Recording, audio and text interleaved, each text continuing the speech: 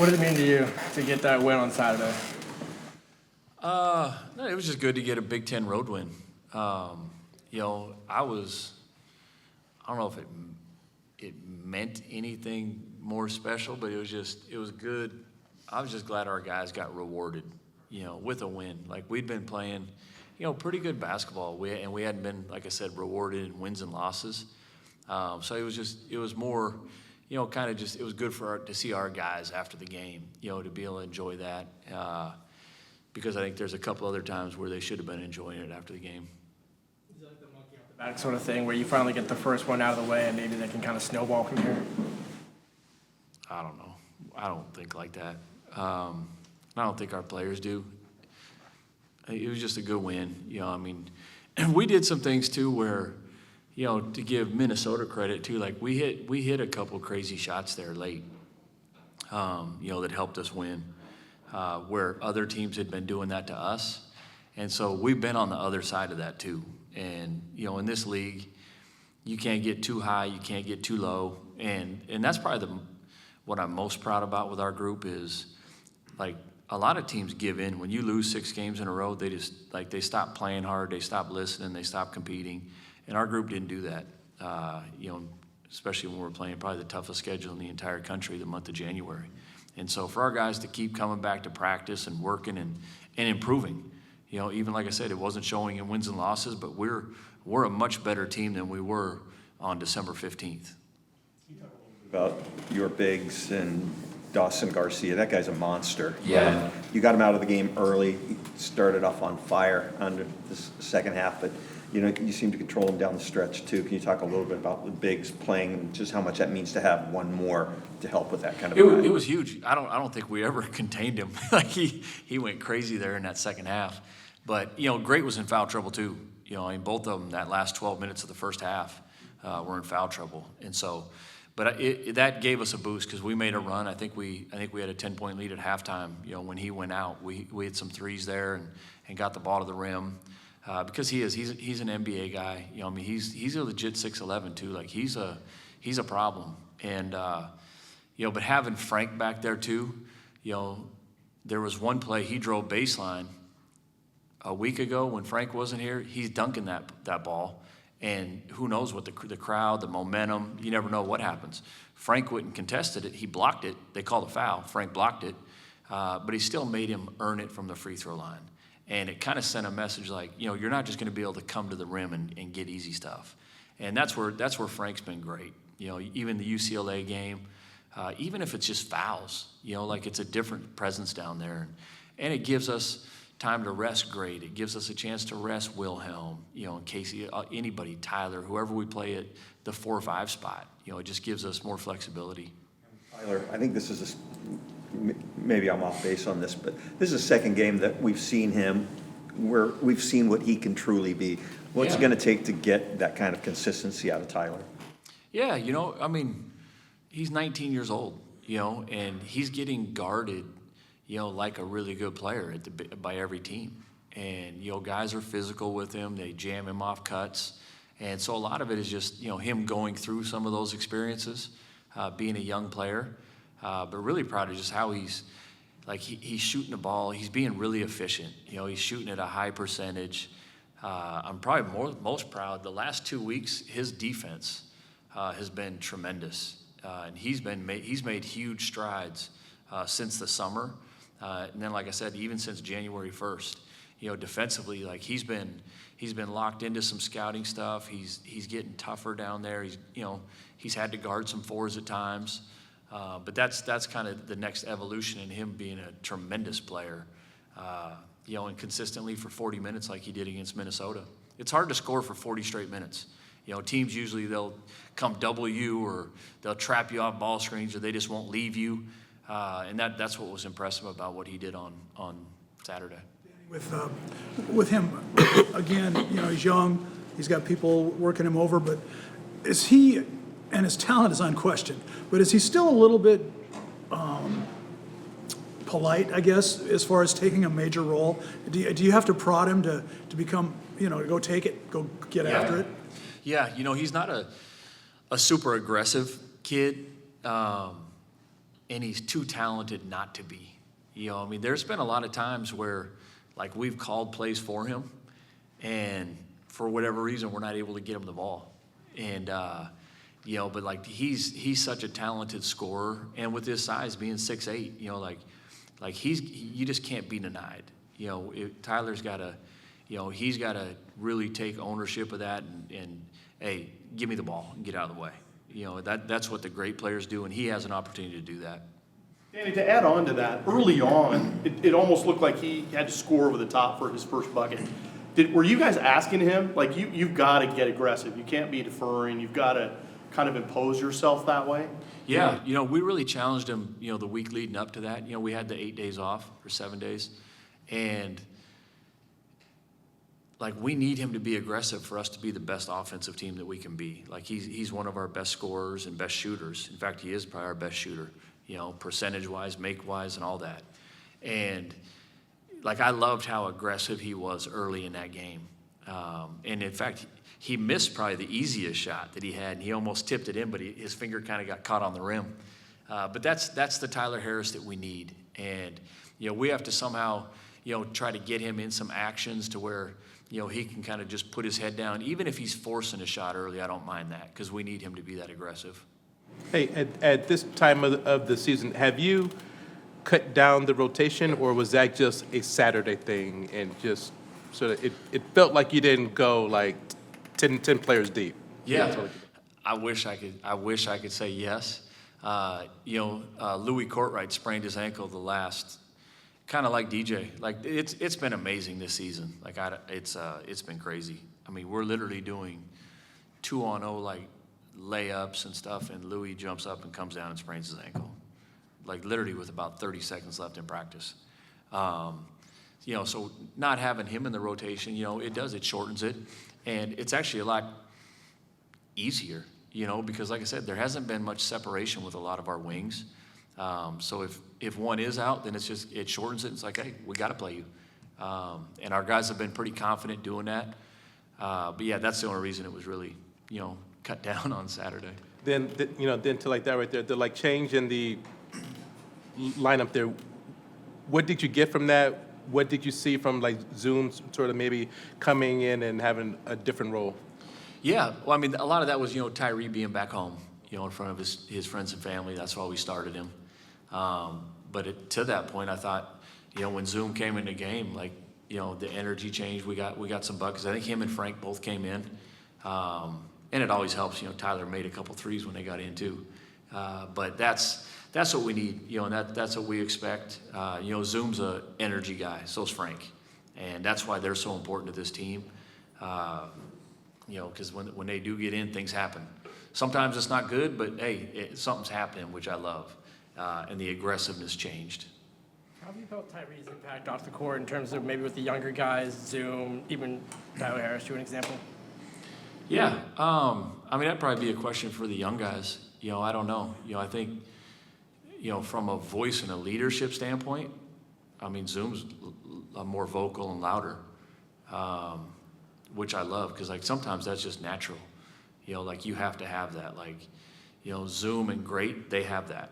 Like, they talk. They challenge their teammates. Louis Courtright at times has that. And then, to be honest, like, we have a pretty quiet team other than that. And that's something where a lot of our guys, they need to get out of their comfort zone. And we got to be a louder team. We got to have, a little more juice to us. And it's not so much as leading by example all the time. Like, sometimes you gotta challenge your teammate. Earlier this year, when Louis had a great game, and I described him kind of as a bully. Yeah. And I saw some plays against this week where I thought Zoom was being kind of a bully. Is he getting more comfortable being more physical like that? I wouldn't say more comfortable. He's been like that all year. Like, he's probably, when he goes downhill, he's probably our most physical player. And I think, like, that's why, I mean, he's even had quite a few offensive fouls, in league play because teams know what he's going to do. And me and Zoom, we've watched that on film, and it's like, hey, this is how teams are scouting you now. Now, we still need you to be a bully and be aggressive, but you have to know, like, you can't extend your arm because refs are looking for that. Because I hear the other coaches telling the refs, like, hey, he's pushing off. So now it's just him being a freshman learning that, which he has. And I don't think he's had one since the Purdue game at the very end. He hasn't had one since, but he's still been really physical getting downhill. Now, a lot of teams are switching onto our point guards. And I thought Zoom had some great downhill drives, which he's had pretty much every game. But now we got to finish some of those layups. And it's harder when Dawson Garcia is switching on to you, but still I think Zoom's, that talented of a player where I don't expect him to miss any layups. And I know coaches usually say it's easier to rein a kid in than have to try to push them, Oh, yeah. like you've talked about. With Frank and his exuberance and things like that, obviously you see him with the fouls and whatnot. Is that now where you have to try to rein him back in a little bit and be a little bit maybe smarter or more opportunistic in terms of when he's... You never want to take away anybody's aggressiveness. I love that about Frank, but a lot of it at times is positioning, and really this is his first year kind of playing man defense, with those principles, he's kind of been, that goaltender in his zone, just protecting the basket and trying to block every shot.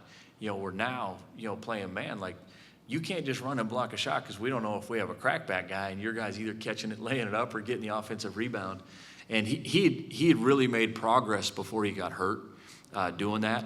And now, his timing still offensively and defensively, still coming. But I think I don't want to touch Frank's aggressiveness and his intensity because it's what makes him special. But now, just kind of learning through film and next year it'll be a completely different Frank. Because the jumps that I saw him making, until he got hurt, there's no doubt he could be just a monster defensively.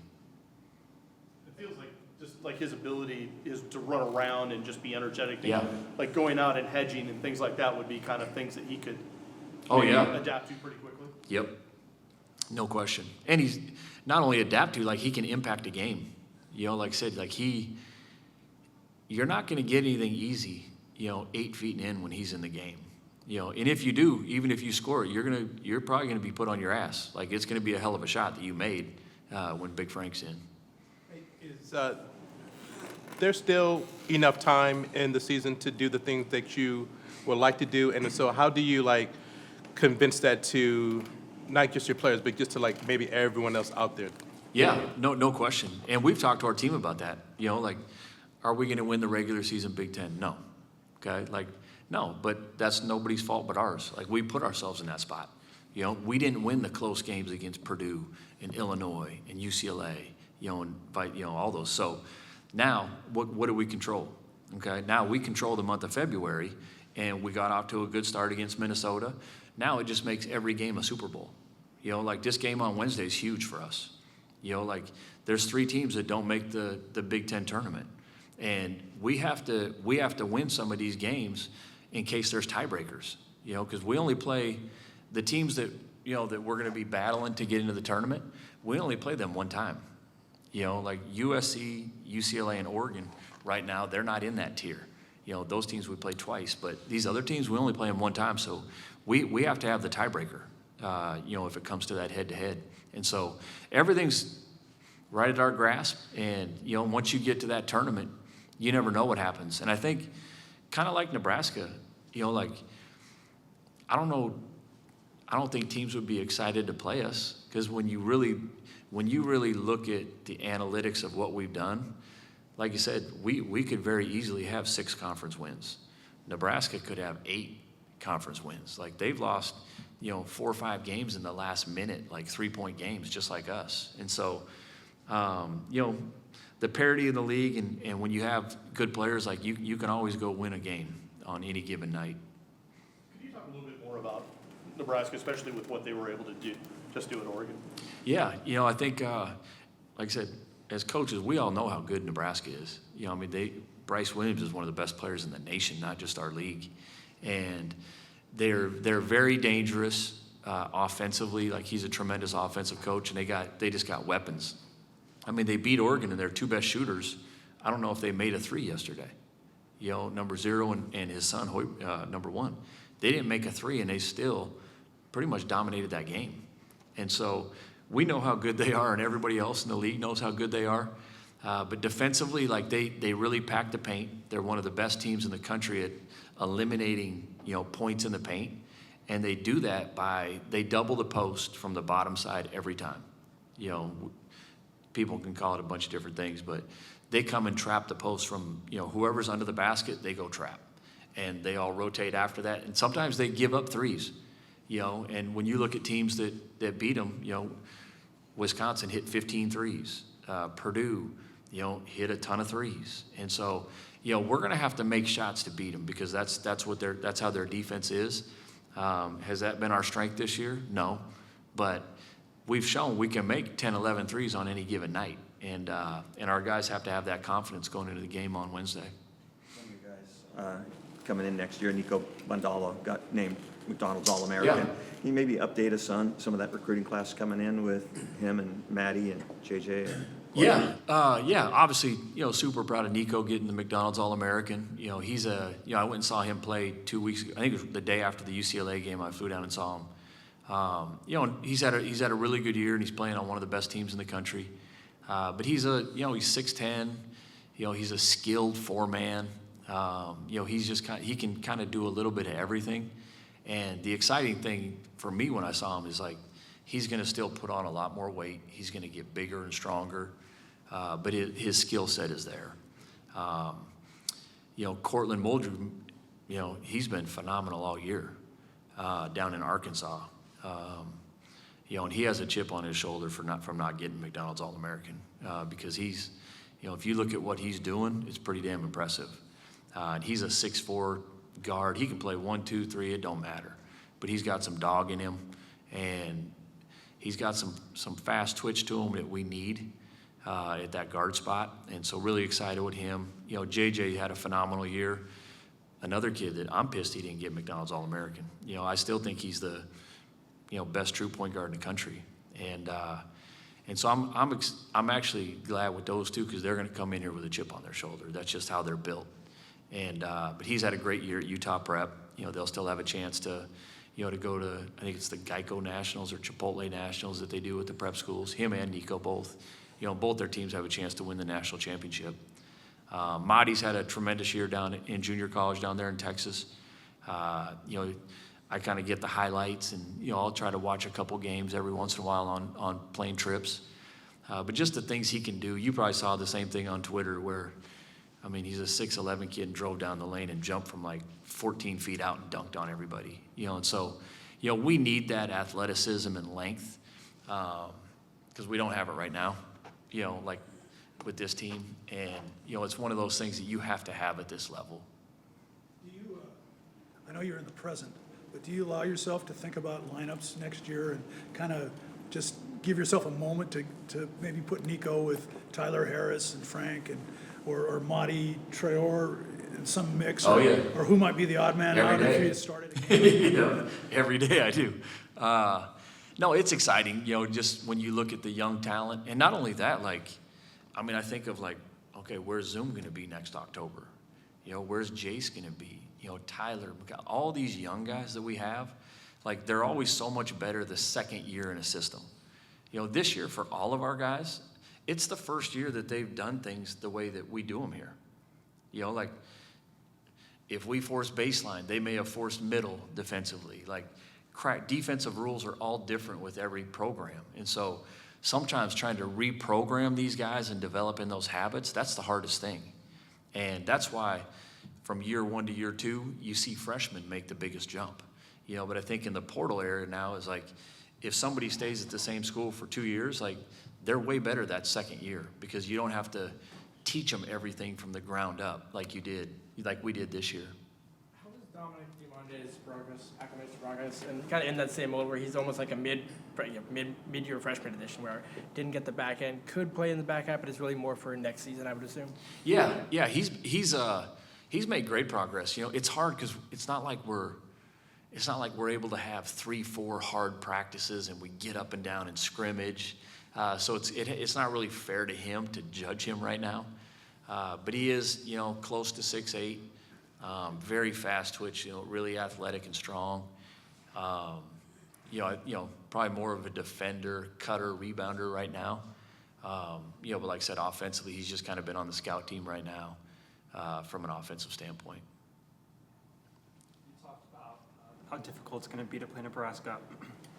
Your other game this week is Northwestern, another team that loves to trap the post, and they also have one of the most unique players in the country with Nick Martinelli. What are you going to have to do in that contest? He's out for the season. That's Barnheiser. Or Barnheiser, I'm sorry, I'm thinking, Martinelli, totally did. They got a bunch of good players. We have to have a plan, which I think we've gotten better at. And even times when, everybody knows everybody double teams great, and he's the main one. But like Nebraska, it doesn't matter who it is, they're going to come double. And so, we have to do a good job of making the correct pass out of the double team. And then we have to have great ball movement and cuts and to open up shots. But the games where, we did get sloppy, like at UCLA, Grade had 8 turnovers. A lot of it was on double into post. And since then, we've been better. We'll still have 1 or 2 careless ones a game. But like I said, this game, especially on Wednesday, they're going to trap everybody. If we post Zoom or Louis, it doesn't matter who it is, they're going to guard no matter who it is, and they're going to come get them. Do they remind you of anybody you've played so far this year, Danny, in terms of that particular type of defense? Not really from the bottom side, like Purdue. Purdue does a really good job guarding the paint and kind of coming in and doubling. And then they just say, okay, we're going to dare you to skip that thing to the backside over a double team with 2 6'11" guys on you. And not only to make the pass, but to make a pass the guy can catch and shoot before they scramble out. And that's where those two teams, they're still athletic enough to recover. And so a lot of times, even when you get it out and throw it, they're still there. And then you still have to be able to, we call it the play after the play. You still have to be able to make the correct play after that. But I'd say probably more of that, like packing the paint.